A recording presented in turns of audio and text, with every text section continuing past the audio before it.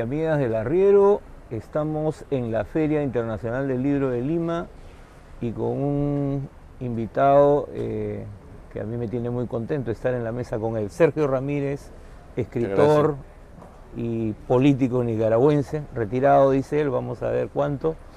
Y Sergio ha venido a la feria por dos motivos, Rubén Darío y Gabriel García Márquez. Han sido los dos temas que me he puesto como tarea. Sí.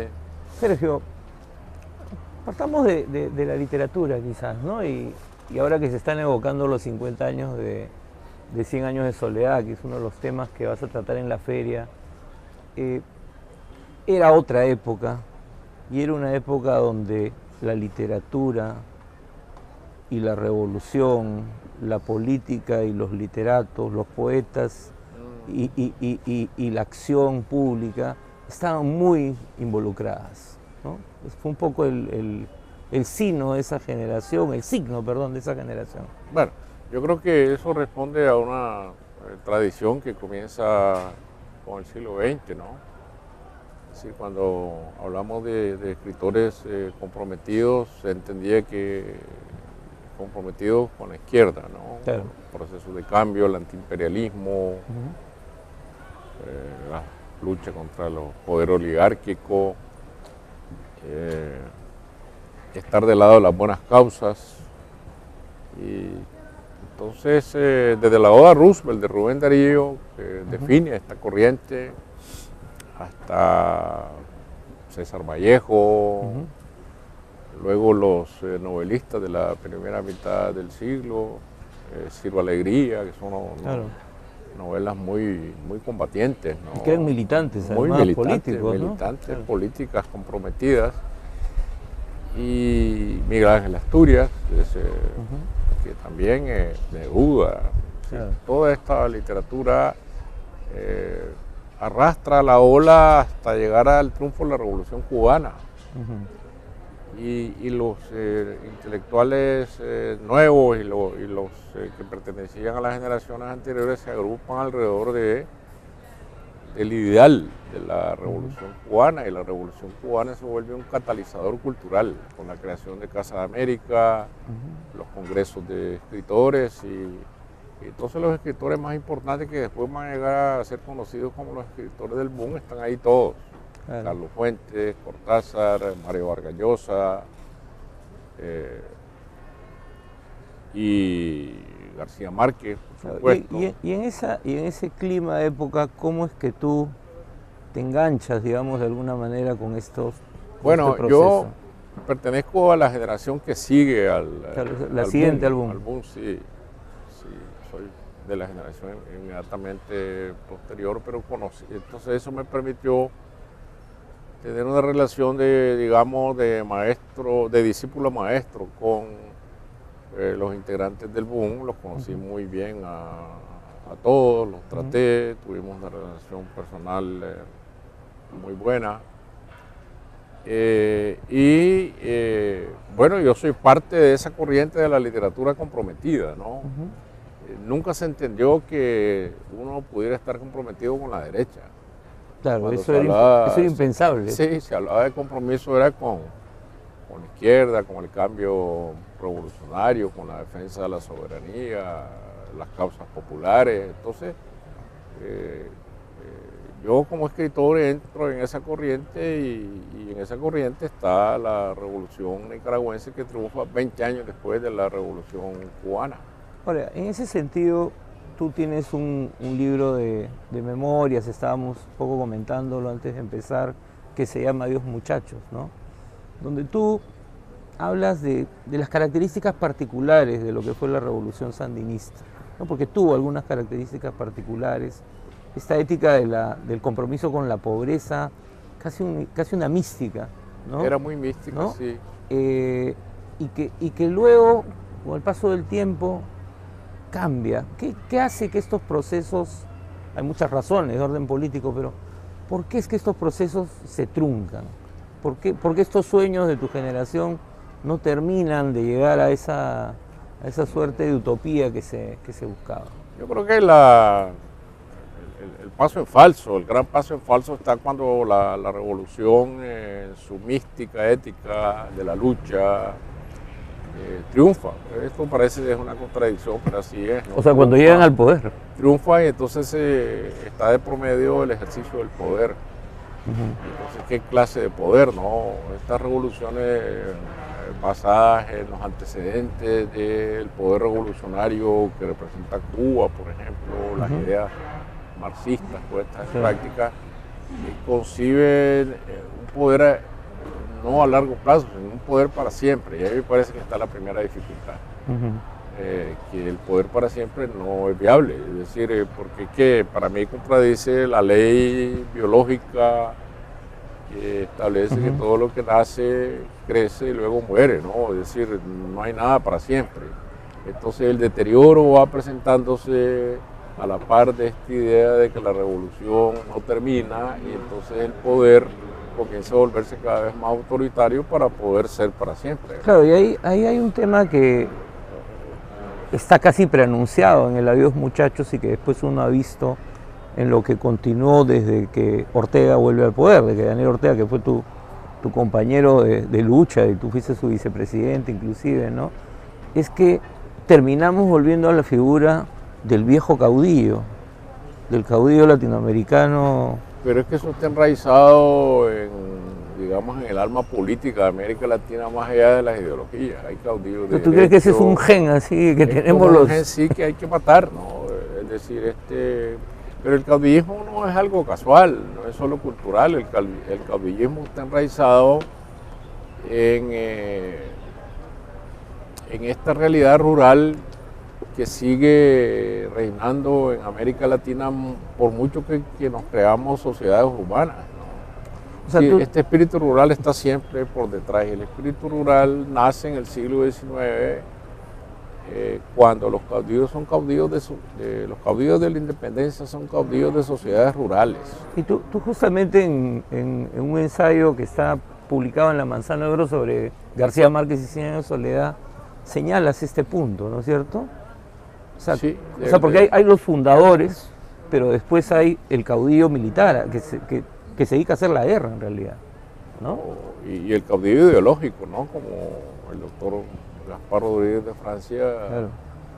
Era un hombre ilustrado, pero su concepción del poder es la misma, ¿no? Es el caudillo para siempre, sin el cual el país no puede moverse, no puede funcionar, y el problema está cuando el caudillo enfrenta su propia muerte, ¿no?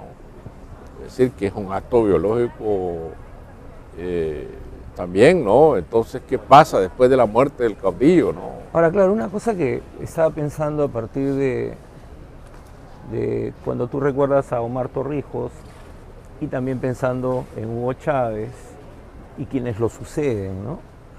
O sea, quienes lo suceden, en el caso de Torrijos Noriega o en el caso de Chávez Maduro, terminan siendo caricaturas del gran caudillo, sí, ¿no? Sí, en eso tienes mucha razón. O sea, ahora en Nicaragua tienes al mismo caudillo convertido en la caricatura de su propia caricatura, ¿sí?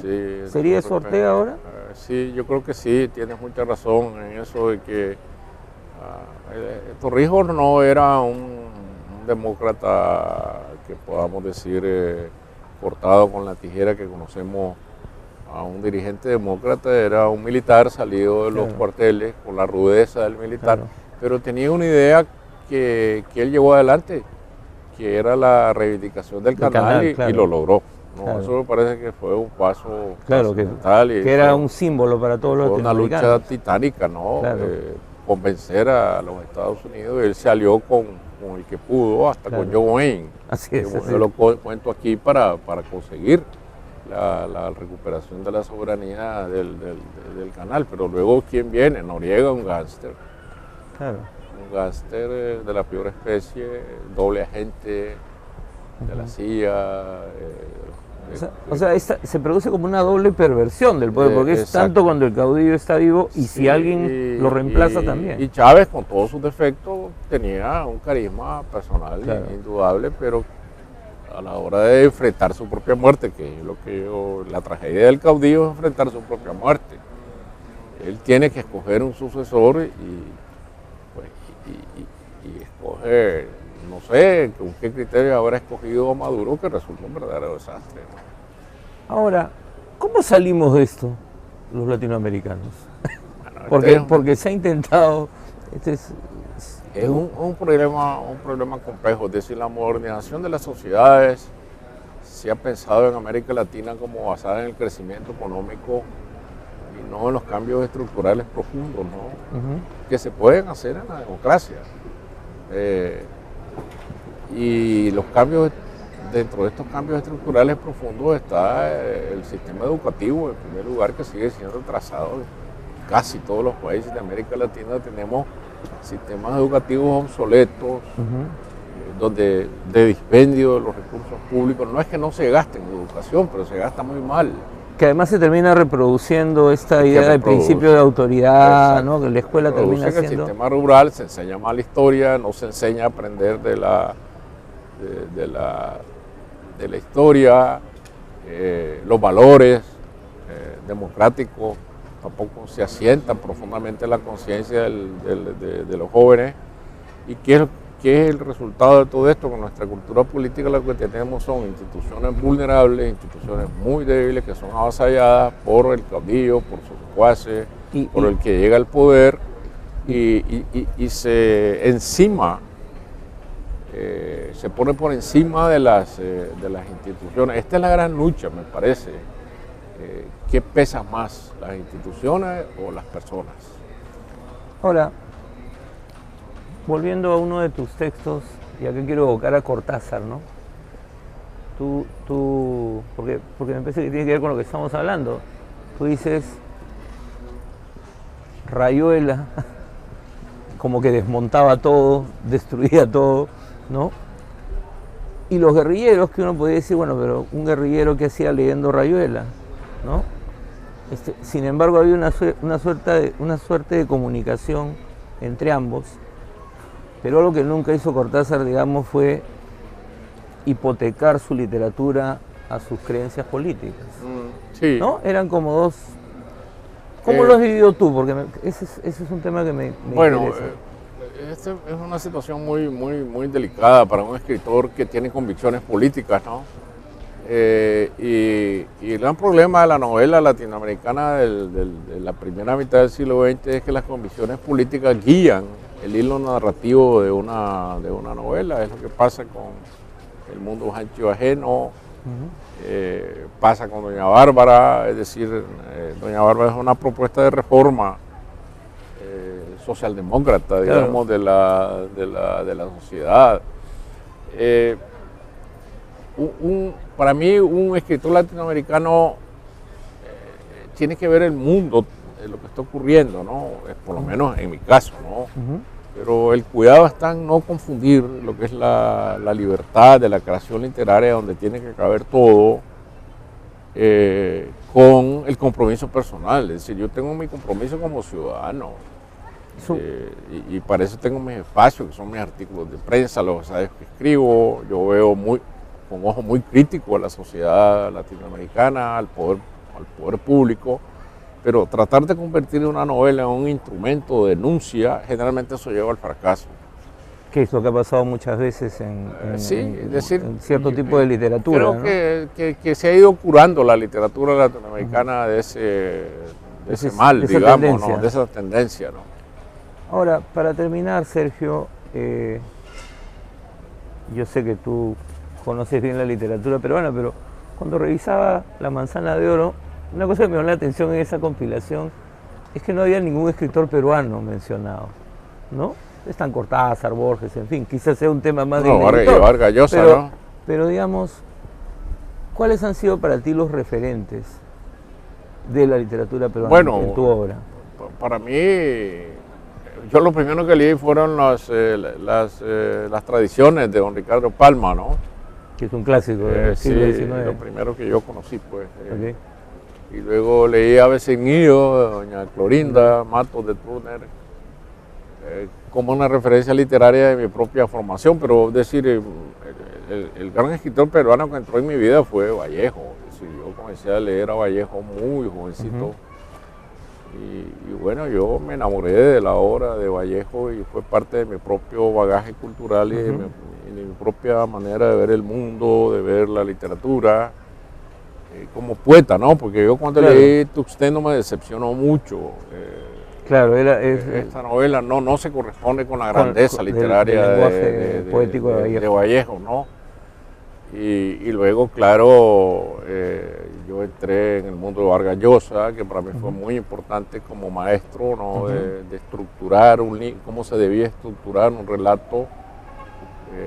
Luego... Como novelista. Como novelista, sí. Claro. Y luego Bryce Echenique, a quien sigo admirando muchísimo. Su novela Un mundo para Julio me parece que es fundamental.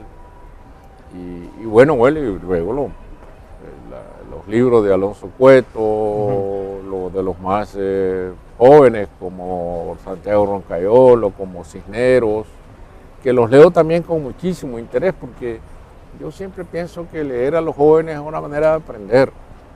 Es decir, uno puede caer en la soberbia y decir, yo para qué voy a leer a uno más joven que yo, que me puede enseñar. No, me puede enseñar muchísimo, porque tienen visiones muy distintas de la mía. En términos literarios, ¿no? Claro, y expresan, son otros lenguajes. Son otros lenguajes y son otros tiempos, ¿no? Bueno, nos vamos a quedar con esa idea, Sergio, esa idea de que se aprende leyendo de los más jóvenes, sí, ¿no? Así como se aprende leyendo de los clásicos, claro, ¿no? Cuando uno fue joven. Muchas gracias, Sergio. No, encantado. Y amigos, los invitamos a visitar la Feria del Libro y nos vemos pronto con otra entrevista.